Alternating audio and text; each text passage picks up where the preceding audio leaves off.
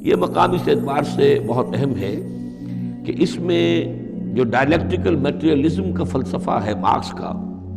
اس کا جتنا حصہ صحیح ہے وہ یہاں قرآن مجید میں اس آیت میں موجود ہے۔ یہ جتنے بھی نظریات ہیں جدید دور کے، ان میں سے کوئی بھی ایسا نہیں ہے کہ جو 100% غلط ہو، چاہے ڈاروین کا نظریہ ہو اور چاہے وہ فرائیڈ کے نظریات ہوں، چاہے مارکس کے نظریات ہوں، اس میں گڈمٹ ہے غلط اور صحیح۔ تو جہاں تک ڈائلیکٹیکل میٹریلزم کا یہ فلسفہ ہے کہ ایک شے کسی معاشرے میں پیدا ہوتی ہے، وہ دعویٰ بن جاتی ہے، تھیسس، اس کا پھر ایک رد عمل پیدا ہوتا ہے، اینٹی تھیسس، پھر یہ تھیسس اور اینٹی تھیسس ٹکراتے ہیں، ان کے ٹکرانے سے پھر ایک نئی شکل پیدا ہوتی ہے، وہ اب سنتھسس ہے، ایک بہتر شکل وجود میں آ جائے گی۔ لیکن یہ سنتھسس بھی کامل نہیں ہے، اس کے اندر بھی کوئی نقص ہے، لہذا پھر اب یہ سنتھسس بن جائے گا، اس کے ہی کوکھ سے ایک اینٹی تھیسس جو پھر جنم لے لے گا، پھر یہ سنتھسس اینٹی تھیسس ٹکرائیں گے، پھر سنتھسس ہوگا، اس طرح درجہ بدرجہ چیز جو ہے آگے بڑھتی جا رہی ہے۔ اس تصادم میں جو شے لوگوں کے لیے، انسانوں کے لیے مفید ہوتی ہے وہ باقی رہتی ہے، اور جو شے مفید نہیں ہوتی وہ ختم ہو جاتی ہے۔ یہ پوری تھیوری ہے، لیکن چونکہ اس میں سارا معاملہ ہے مادے کا، روح اور اس کی حقیقت یہ ان لوگوں کے سامنے سرے سے ہے نہیں۔ اس حوالے سے ہی ساری گمراہی ہو گئی ڈاروین کے نظریے میں، اسی حوالے سے ساری گمراہی ہو گئی فرائیڈ کے نظریے میں، اسی حوالے سے ساری گمراہی ہو گئی مارکس کے نظریے میں۔ لیکن یہاں بھی دیکھیے، جیسے کہ سورہ انبیاء کی آیت نمبر 18 میں آیا ہے، بل نقذف بالحق علی الباطل فیدمغہ، ہم دے مارتے ہیں حق کو باطل پر،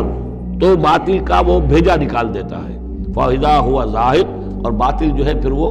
غائب ہو جاتا ہے۔ تو باطل کی حیثیت یہ ہے۔ تو یہ ٹکراؤ جو ہے حق و باطل کا اور خیر و شر کا کشاکش جو ہے یہ ہو رہی ہے، تو اس میں بھی ایک حد تک بات صحیح ہے کہ تدریجاً پھر جو نسل انسانی ہے وہ تمدن کے ارتقاء کے مراحل وہ طے کر رہی ہے اور رفتہ رفتہ بہتری کی طرف آ رہی ہے، جس کو اقبال نے کہا ہے کہ ہر کجا بینی جہان رنگ و بو، کہ از خاکش بروید آرزو، یاد نور مصطفیٰ اورا بہاست، یا ہنوز اندر تلاش مصطفیٰ است۔ یہ جو سوشل ایولیوشن ہے یہ خود رفتہ رفتہ اب اسی راستے پر بڑھ رہا ہے جس راستے پر کہ محمد رسول اللہ صلی اللہ علیہ وسلم نے اب سے 1400 برس ایک ہی چھلانگ میں نو انسانی کو پہنچا دیا تھا۔ ان میں سب سے پہلا نظریہ وہ ہے جو ہیگل نے تاریخ انسانی کی تعبیر کے سلسلے میں پیش کیا۔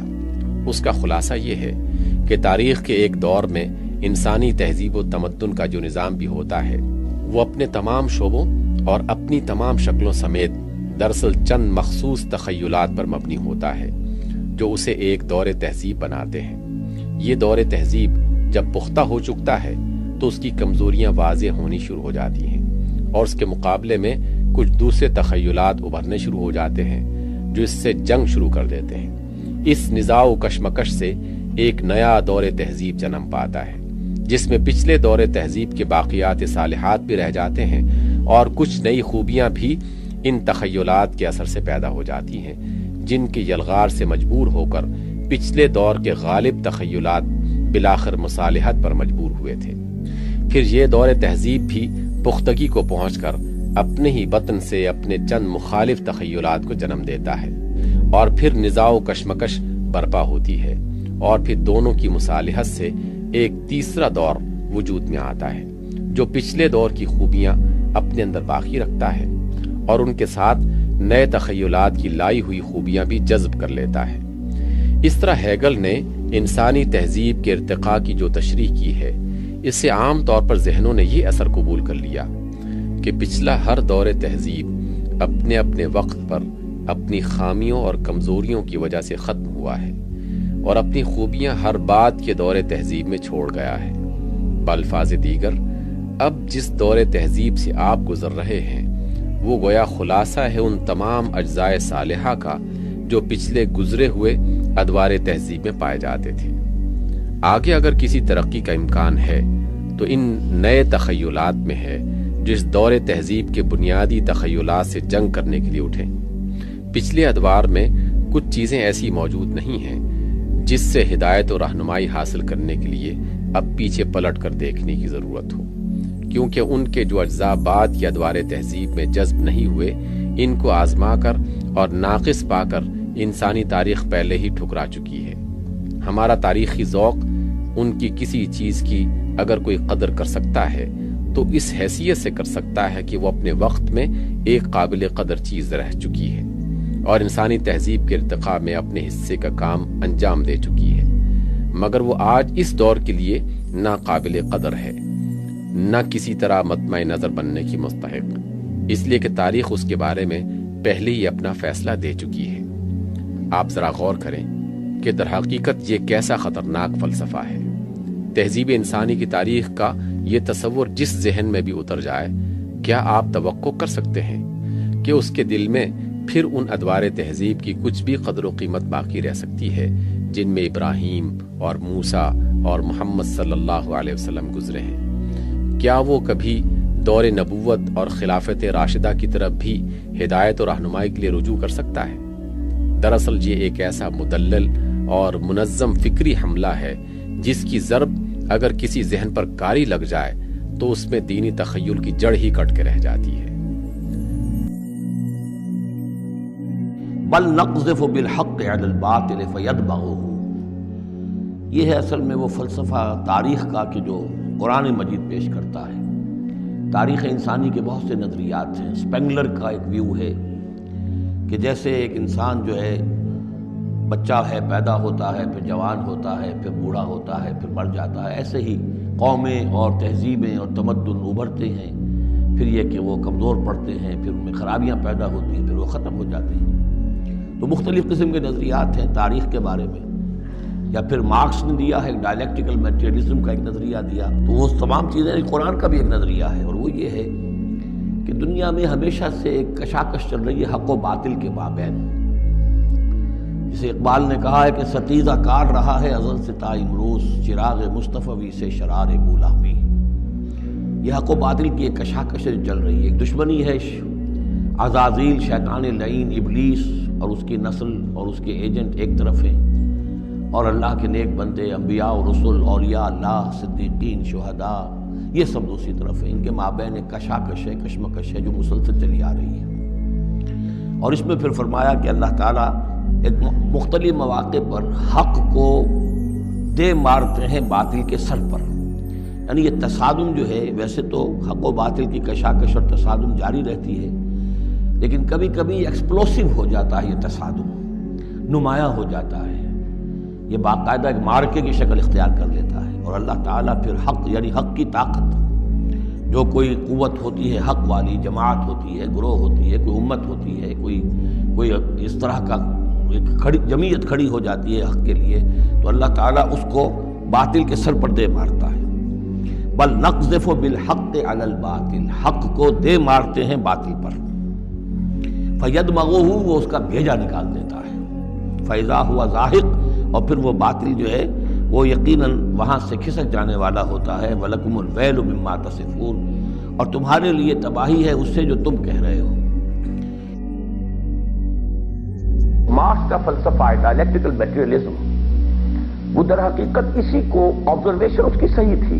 یہ دوسری بات ہے کہ اس نے کہاں اس کو استعمال کیا ہے کہ تھیسس ایک وقت میں ایک نظام ہے، وہ ایک دعوے کی شکل میں کھڑا ہے کہ میرا نظام، مجھے حق ہے کہ میں قائم رہوں، لیکن اس میں جو خامیاں ہیں، جو ظلم ہے، جو ناانصافی ہے، وہ اسی میں سے جنم دیتی ہے اینٹی تھیسس کو۔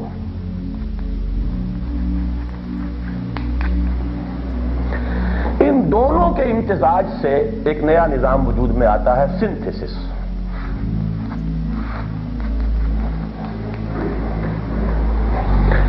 لیکن یہ سنتھیسس بعد میں پتہ چلتا ہے اس میں تو یہ خرابی رہ گئی، یہ خود پھر ایک تھیسس کی شکل اختیار کر لیتا ہے، پھر اس کے جواب میں اس کی اپنی کوکھ سے ایک نیا اینٹی تھیسس جنم لیتا ہے، پھر ایک سنتھیسس ہوتا ہے۔ اس طریقے سے یہ جو اس کا فلسفہ ہے، در حقیقت یہ تعبیر ہے، یہ جو ٹھوکریں اس وقت کھائی جا رہی ہیں۔ حضور صلی اللہ علیہ وسلم نے بڑی خوبصورت توجیہ کی تھی ایک اور صورت میں، ذرا اس کو صاف کریں، وہ لے لو، نہیں وہ لے لو، اس کا جو اصل، ارے بھائی اس کے اوپر رکھا ہے نا، چولہے کے اوپر نہیں، اچھا پھر یہ لو، میری بنائی کمزور ہو گئی ہے، کرو ہاں بس صرف یہی.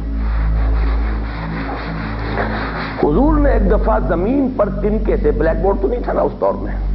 زمین تھی، تنکا تھا، تو بڑی پیاری ایک تصویر بنائی تھی، ایک سیدھا خط کھینچا آپ نے. یہ تو ہے صراط مستقیم.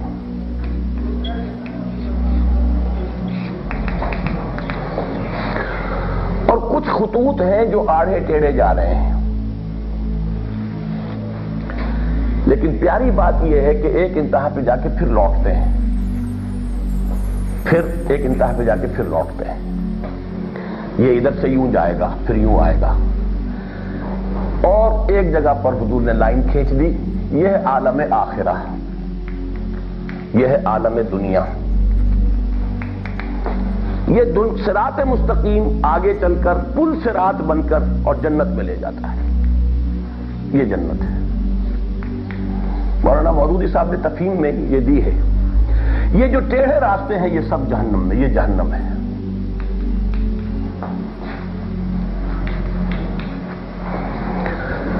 اور پل صراط کے بارے میں یہ تصور ہے نا کہ وہ جہنم کے اوپر ہی ہے، ایک ٹھوکر کھائے گا گرے گا نیچے. تو صراط مستقیم سیدھا ہوتا کیا ہے، انسان نے اپنی عقل کی روشنی میں اپنے لیے راستہ تلاش کرنا چاہا، جسٹ سوشل آرڈر تلاش کے لیے نکلا. وہ نکلے تیری تلاش میں قافلہ آئے رنگ و بو، تو جائے گا تو ادھر اس لیے کہ اس کی نیچر جو ہے، فطرت، وہ اسے صراط مستقیم کی طرف لے جانا چاہتی ہے. فطرت تو چونکہ حق ہے، اللہ کی بنائی ہوئی ہے، فطرت اللہ التی فطر الناس علیہا، تو اس میں حق کی طرف ہی رجحان ہے. لیکن وہ اس لائن پر پہنچ کر چونکہ وحی آسمانی کی رہنمائی اس نے اختیار نہیں کی ہے، تو شہزور اپنے زور میں گرتا ہے مثل برق، وہ اس میں تیزی کے ساتھ دوسری انتہا کو نکل جاتا ہے. دوسری انتہا کو پہنچ کے پھر اسے احساس ہوتا ہے ہم تو غلط آ گئے. فطرت کے اندر سے ریوولٹ ہوتی ہے کہ یہ تو اور غلط بات آ گئی، پھر واپس مڑتا ہے. لیکن پھر وہ صراط مستقیم کو کراس کر جائے گا، اس لیے کہ اسے پتا نہیں کہ کہاں میں سیدھے راستے پر آ گیا ہوں. وہ پھر اسی اپنے اس میں ریئیکشن کے اندر وہ پہنچ جائے گا دوسری انتہا کو. یہ ساری ایکسٹریمز کی یہ ٹھوکریں ہیں، افراط و تفرید کے دھکے ہیں جو نوع انسانی کھا رہی ہے. صراط مستقیم معلوم ہو سکتا تھا صرف وحی آسمانی سے، اہدنا الصراط المستقیم. جب انسان نے اپنا رشتہ اس سے منقطع کر لیا تو منطقی نتیجہ یہ ہے کہ اب انسان ٹھوکریں کھانے پر مجبور ہے. وہ لیفٹ سے رائٹ کی انتہا کو چلا جائے گا، رائٹ کی انتہا سے پھر لیفٹ کی طرف آئے گا، پھر انتہا پر نکل جائے گا، پھر وہاں سے انتہا کا جو ہے پھر ایک طرز عمل شروع ہوگا، دوسری انتہا کو نکل جائے گا، اور مہلت ختم ہوئی تو سب جہنم کی طرف. یہ صراط مستقیم ہے جو الصراط پر سے ہو کر اور جنت تک لے جائے گی.